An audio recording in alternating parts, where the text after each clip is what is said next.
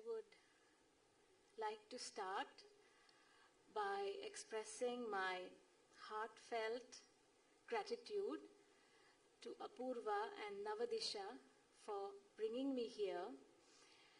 And I had also been on a very long break because of health issues, and I was very reluctant and thinking about whether or not to travel all the way to Chennai.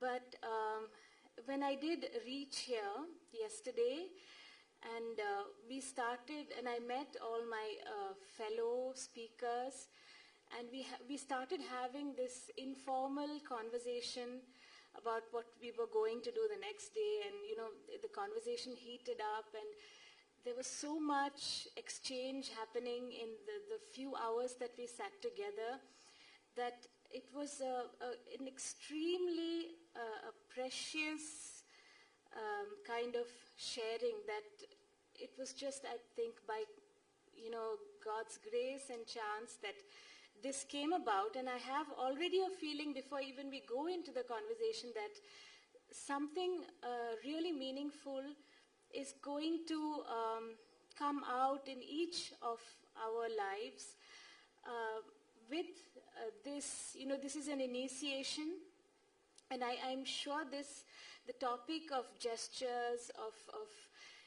the need for gestures to evolve, the need to preserve and document the gestures that are slipping away each day from our hands. I'm sure this topic has already been discussed in several other gatherings, but for us, it feels very fresh and very timely and meaningful. And so, yes, I first of all would like to extend my gratitude to Navadhisha and Apoorva for really persuading me to be here. Thank you very much. And I'm absolutely honored that somebody I absolutely respect and love is also in the audience. So thank you so much for coming, Akka, Malaka, and all of you distinguished and honored guests, and all the art lovers who are here and who are also listening on the webcast. So I have it all written down, and I'm very forgetful, and if I fumble, please forgive me. I'm not, I have to excuse myself. I am not at all a scholar. I'm more like somebody who practices, but, and this morning I met somebody who, I was desperately preparing something and trying to organize my thoughts, and Deepaka, a dancer in whose house I'm living, she came into the room and said, relax, Kapila, just be you. And so I'm trying to be, and just sharing my thoughts and my experience, the little experience that I have. So recently I went back to a book that I really loved very much from a French scholar called François del Sarthe. And I went back to the book because actually he was a pioneer in the European tradition for codifying the language of their theatre, and some of his thoughts really resonated with me and many of my questions. So I'm just beginning by quoting some things that I very simply said, but very profound for me. So it's a very simple question. Why do we use gesture? And why gesture? So, of course, we all know it, but just reminding, he says, the true aim of art is to move, to interest, and to persuade. And persuasion is the office of gesture. Gesture is more than speech. It is not what we say that persuades, but the manner of saying it. The mind can be interested by speech, but it must be persuaded by gesture. So, we are persuading our Rasikas, this is mine, our audience, to move with us to another world, space and time, Basically, our own word, abhinaya, literally means to lead to another space, another world, another time. And just as I was preparing for this conversation, initially I felt like I'm going to open my session by saying that, I'm very proud. I come from a rich tradition, Koodiyattam, which has, to my knowledge, the biggest repository of gestures. We have it all sorted out, and we can translate any text in Malayalam or English, and maybe even other languages into gestures, and we even have grammatical nuances and gestures for all the vibhaktis, the vachanas, and everything. But then yesterday we were speaking to Jayachandran, and I was flabbergasted because he said, oh yeah, then he said, show me a lotus, and I said, yes, a lotus, and then he showed me like 10 different lotuses, and he gave me the information that the Devadasi tradition in fact has gestures for all the words of the koshas, the Amara kosha, and like, yes, so it's a huge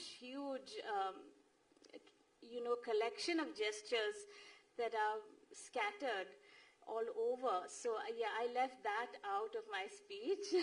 And of course, we also have to accept that, we have to appreciate that the American Indian tradition has hand gestures, the Mayan tradition has hand gestures, tantric practices in parts of the world have gestures, and basically gesture is human language of the human soul, and yes, it's universal. But of course, in southern India, Tamilagam, I would say, or southern India, we have a especially huge, enormous repository of codified gestures, and we are not paying enough attention to it, is what I was wanting to say from the beginning. Coming to Koothu and Koodiyattam. So I come from a tradition of Koothu and Koodiyattam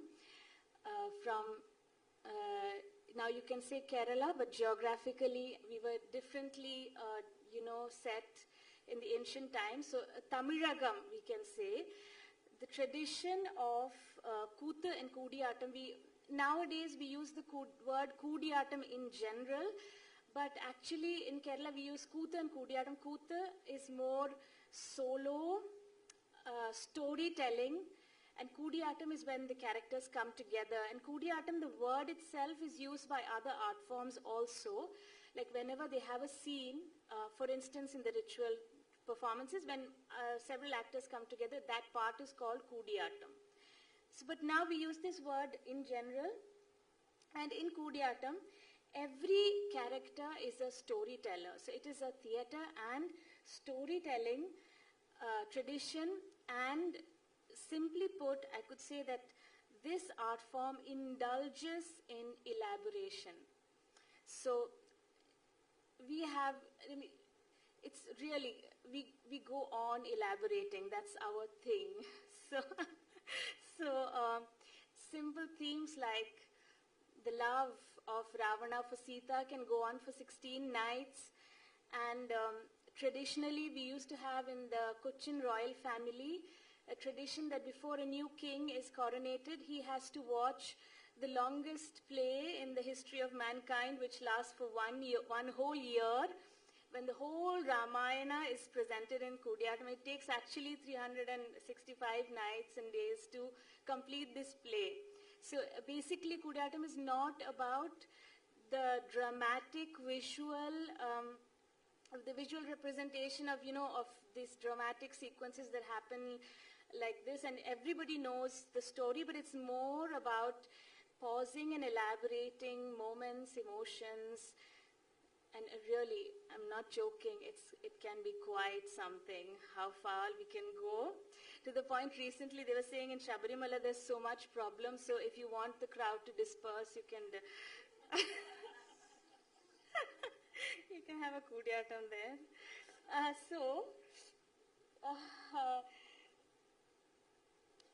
We follow something called Attapragaram. So we have an acting manual. So every Koodiyattam play has two manuals, Atta Pragaram and Kramadipika. And Atta Pragaram is the actor's manual, and Kramadipika is the stage manual with all the directions and what should happen, how the scenes are placed, and what are the props, and how much the actors should be paid, and all these things come in Kramadipika. And Atta Pragaram has all the details of the acting. So coming to gesture,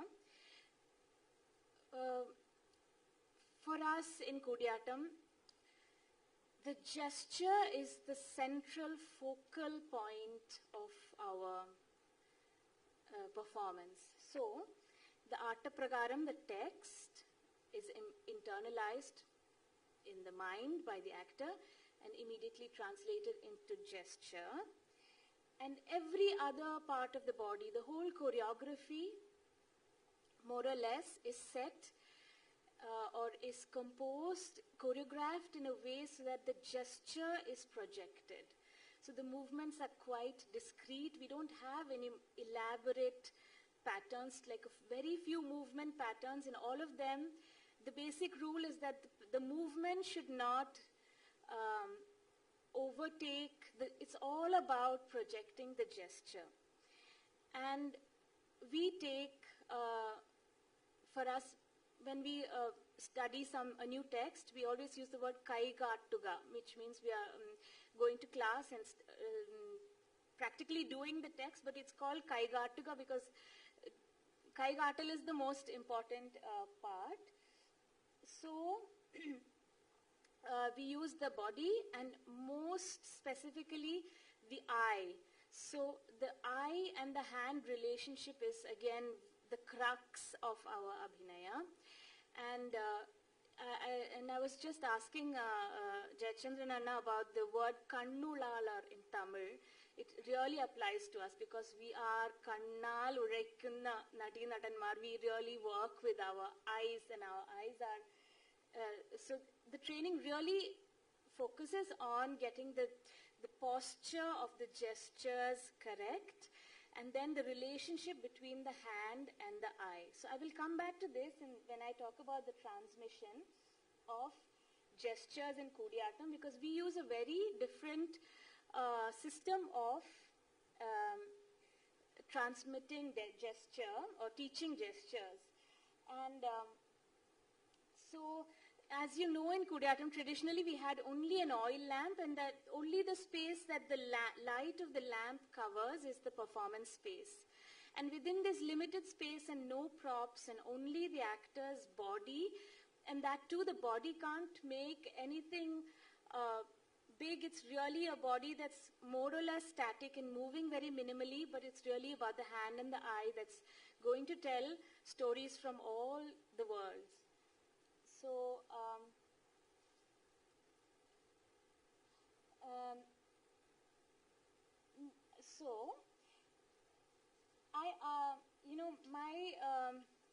I was thinking, I was thinking back to the days when I was studying and wondering why I never questioned my master on why do we use gesture so prominently.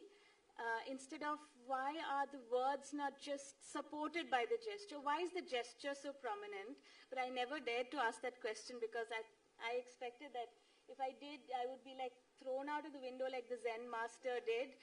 And but then I did later ask my father the same question. It's a simple question again, but I think it's relevant to ask because gestures are again, in a sense, superhuman. It's the language the tantris use to communicate with the gods. It's extra daily, put in the Western language, in Eugenio Barba's language to be precise. It makes a regular, normal, daily body extra daily. So it transforms a very normal body into something so extraordinarily strong that again it persuades that transportation into another world.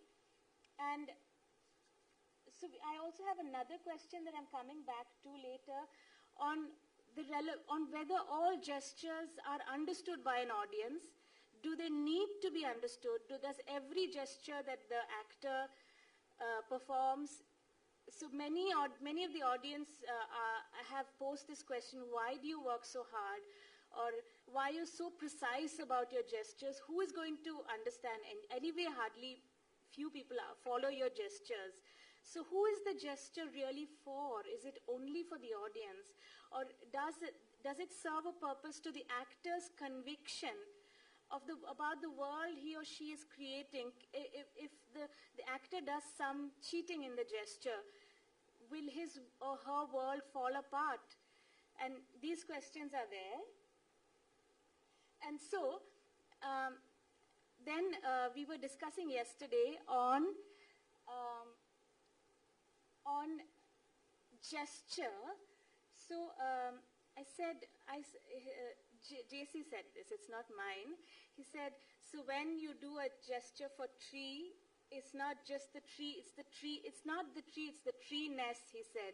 And I didn't immediately understand, I objected that, but then going back, it was absolutely, it hit the nail for me, because, for example, mountain. In Koodiyattam,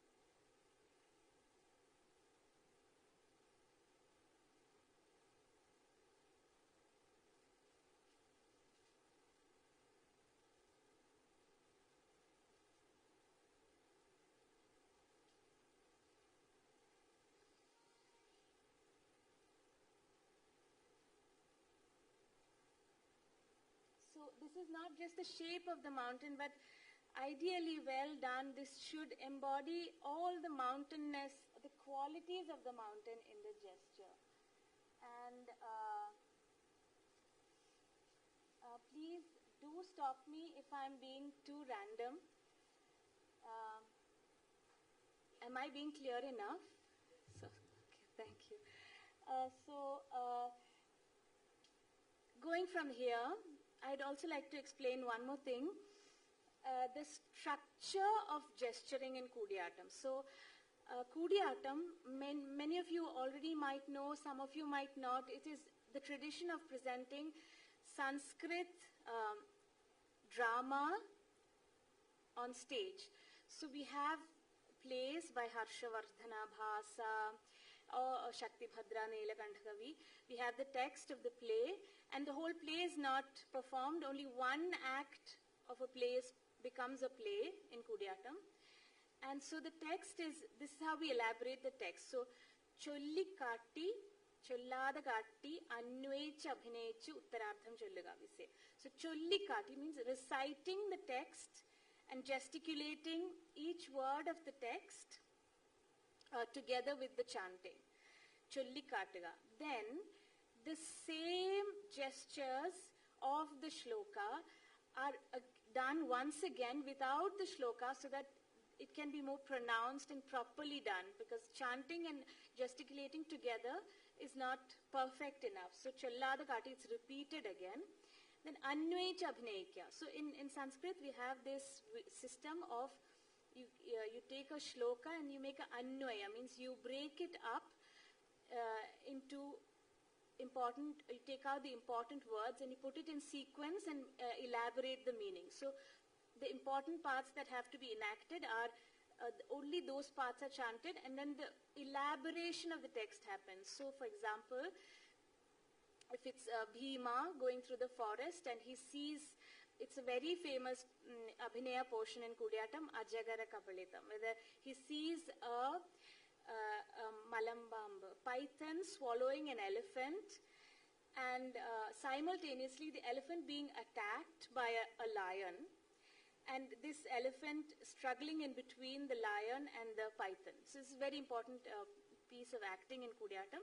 So he elaborates on this So the one word in the shloka is then broken down, and each part of this whole scene is very elaborately enacted. And when that is over, Uttarardham Chola means this last two lines of the shloka are repeated, which means that the actor has finished acting that part. So this is the whole the process. And or if it's a small text which is doesn't have much to be elaborated, which is not a shloka, maybe just a churni, then it's again recited, gesticulated, and re-recited again. So very traditionally, every part of the text needs to be so elaborately enacted. And let me tell you now, we do not follow this system all the time because of several reasons. One is time. The other is also because, in a way, it was very systematically done, but it at some point the elaboration becomes somehow overdone to the point where it's more done in order to preserve maybe the text, the tradition, and the system than for the audience. So like Jayachandranji is actually going to elaborate on this issue, this topic, but really about what he rightly said, art forms being more than performative, also knowledge systems. So coming to transmission, how much time do I have? 10 minutes. So coming to the transmission of gesture, we do not follow a system of teaching the children the names of gestures. So until my guru, Guru Ammanur Madhavachakyarashan, he was also one of those who would not have known the names of the gestures according to Hastalakshana Deepika, which is the text that most of the Kerala traditions look onto. We have something called Ramayana Sankshepam. So we teach children the gestures through storytelling. So a child is taught to tell the story of Ramayana from the beginning of Surya Vamsham until the moment where Sri Rama walks into the Sarayu, attains Samadhi, and goes back and reclines on the serpent with Lakshmi and Dhatri. And the whole story of the Ramayana, which takes, if you do continuously, maybe 4 hours or 4.5 hours to complete in one stretch, the child is taught this entire Ramayana Sankshepam.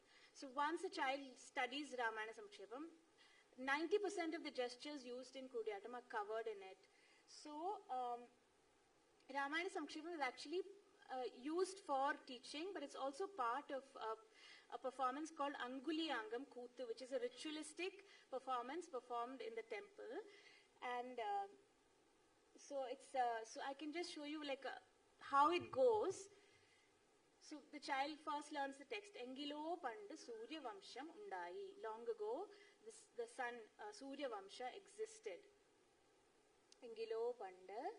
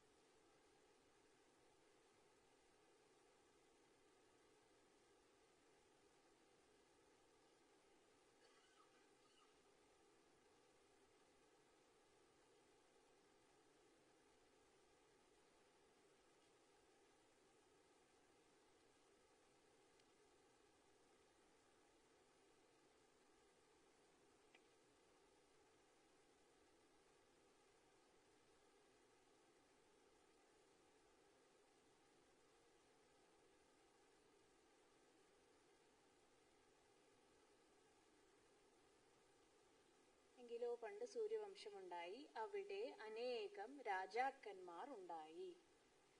Avide Anekam Rajakanmar.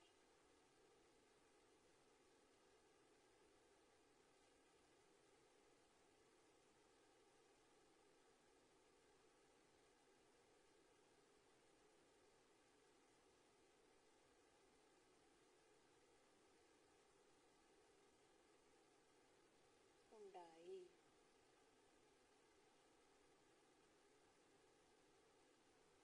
അവർക്കിരിപ്പാനായിക്കൊണ്ട്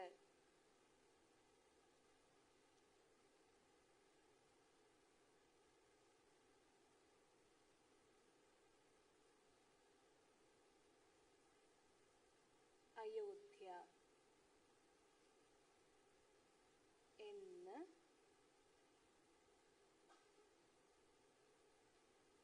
പ്രസിദ്ധമായിട്ടൊരു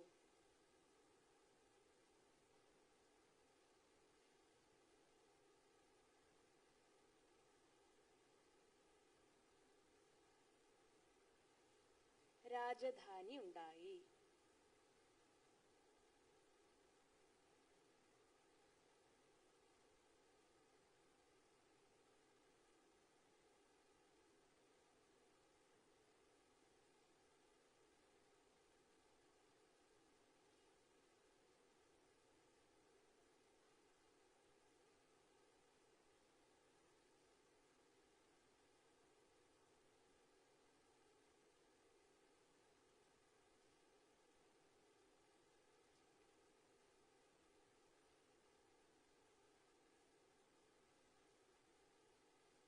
So, like this,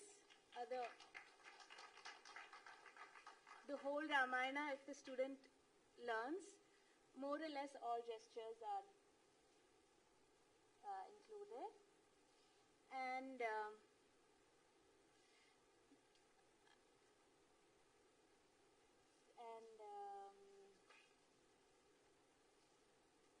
confusing.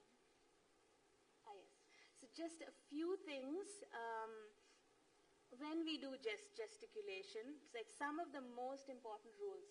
One, Maril Udungiya Mudra. Mar means this part of the body. So always for Koodiyattam, that's why we were forbidden from watching anything else, any other art form. Koodiyattam actors were forbidden from watching Kathakali or any other art form traditionally, because the masters were afraid that we would tend to make our gestures in any way bigger than our frame. So everything, so the first shoulder, elbow, gesture. So if you pour oil on your shoulder, it should flow down to your hands and one span away from your body. And so all movements are like more or less around here and sometimes up around the head. And very seldom down also. And every gesture should begin and end at the lamp. So we have a big oil lamp with flame. So every gesture is, no gestures ever directed or made eye contact with any member of the audience. Everything, the story is towards the lamp and the audience meets us at the lamp. And so every gesture begins and ends at the lamp. And we never, though we say yato hastas tato drishti, we never look at the hand directly, never ever in Koodiyattam. We look only in the direction of the hand or a little bit in front of the hand, but never on the hand. And the eye basically does everything that the physical limbs that are connected to the body and unable to do, the eyes are supposed to do, like traveling miles and miles in distance and time. And the relationship between the hand and the eye. And I just would like to briefly say that I come from a family that is like obsessed with gesture. My father, I just wanted to show, because of transmission, he devised a system of notation, and he spent many, many years of his life following or notating the gestures that we use in Koodiyattam, Tekkanjitta Kathakali, so southern style of Kathakali, and Mohiniyattam. And so he has found this system, and he's notated more than 1,000 gestures. And one last thing I would say that it's also my father's opinion and mine, and it's something we can discuss for in the panel session. That is the system that like I said, we don't teach, we don't follow a treatise to teach gesture. And I am very, very doubtful about whether that is actually a good system, especially in Kathakali and some styles of Koodiyattam suddenly felt the need to be authentic or need to have some kind of shastra to refer to, put forward. So suddenly everybody discovered Hasta Lakshana Deepika, and with all due respect, it's a wonderful work, but we don't know what the purpose of this book was. Maybe it was somebody who was inventing his own gestures. Maybe it was somebody who felt like all gestures have to be unified or made uniform, or maybe there was some other purpose for the gestures, but suddenly all the Kathakali actors and some of the Koodiyattam actors changed all the old gestures and made it to suit Hasta Lakshana Deepika. So what I'm trying to say as my finishing point is, it's a question on whether in the process of following treatises, of correcting our oral intangible, our traditional practices, and trying to scientifically, I don't know, prove what. Like, for example, Rakshasa is the traditional gesture, and then it became because of Hasta Lakshana Deepika, and many gestures like that.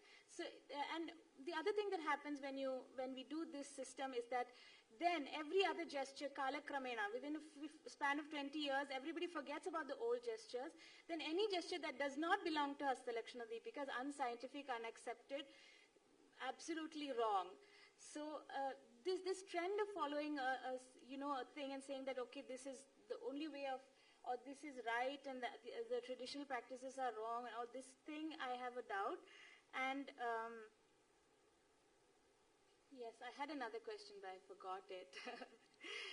Thank you so much for your patience, and I really look forward to the panel session and to Sri Lakshmi's and Jayachandran's paper. Thank you so much.